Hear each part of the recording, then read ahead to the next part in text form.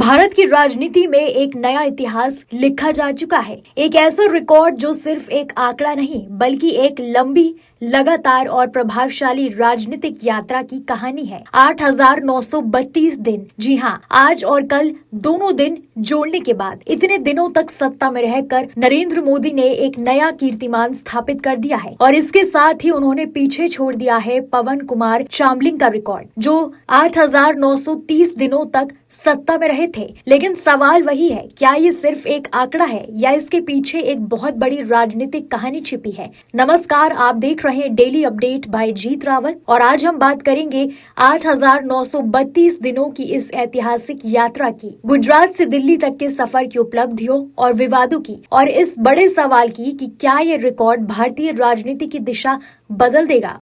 सबसे पहले समझते हैं ये आंकड़ा 8,932 दिन। ये सिर्फ प्रधानमंत्री के तौर पर नहीं बल्कि इसमें शामिल है गुजरात के मुख्यमंत्री के रूप में लंबा कार्यकाल और फिर भारत के प्रधानमंत्री के रूप में लगातार 2 कार्यकाल। भारत के लोकतांत्रिक इतिहास में किसी भी नेता के लिए इतना लंबा शासनकाल एक बेहद बड़ी उपलब्धि मानी जाती है, क्योंकि लोकतंत्र में हर दिन हर फैसला जनता की कसौटी पर खरा उतरना होता है। साल 2001 जब नरेंद्र मोदी को पहली बार गुजरात का मुख्यमंत्री बनाया गया, उस वक्त बहुत कम लोगों को अंदाजा था कि ये नेता एक दिन देश की राजनीति का केंद्र बन जाएगा। गुजरात में इंफ्रास्ट्रक्चर विकास, इंडस्ट्रियल ग्रोथ, निवेश को बढ़ावा, इन सब के साथ एक मॉडल तैयार किया गया जिसे गुजरात मॉडल कहा गया और यही मॉडल 2014 के चुनाव में राष्ट्रीय स्तर पर पेश किया गया।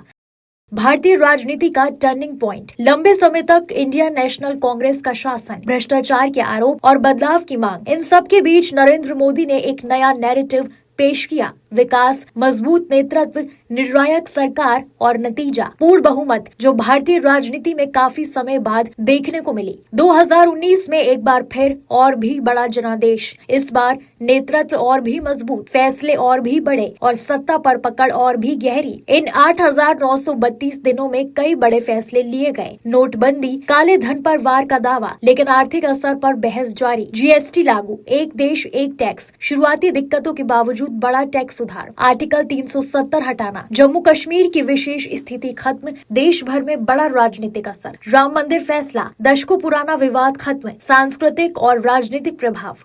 आज नरेंद्र मोदी की पहचान सिर्फ भारत तक सीमित नहीं, G20, अंतर्राष्ट्रीय मंचों पर सक्रिय भूमिका, विदेश नीति में आक्रामक उपस्थिति, भारत की छवि एक उभरती वैश्विक ताकत के रूप में मजबूत हुई है। लेकिन हर लंबा शासन सिर्फ उपलब्धियों से नहीं बनता, आलोचनाएं भी उतनी ही अहम होती हैं। बेरोजगारी, महंगाई, लोकतंत्र पर सवाल, संस्थाओं और मीडिया की भूमिका, विपक्ष लगातार इन मुद्दों को उठाता रहा है। अब बात पवन कुमार चामलिंग की। सिक्किम जैसे छोटे राज्य में स्थिर और लंबा शासन, लगातार चुनावी जीत, लेकिन राष्ट्रीय स्तर पर नरेंद्र मोदी का प्रभाव कहीं ज्यादा व्यापक और गहरा। ये रिकॉर्ड इसलिए बड़ा है क्योंकि लोकतंत्र में लंबा शासन आसान नहीं। हर चुनाव एक परीक्षा होता है, हर फैसला जनता के सामने जवाबदेह होता है और 8,932 दिनों तक जनता का भरोसा बनाए रखना अपने आप में एक बड़ी उपलब्धि है।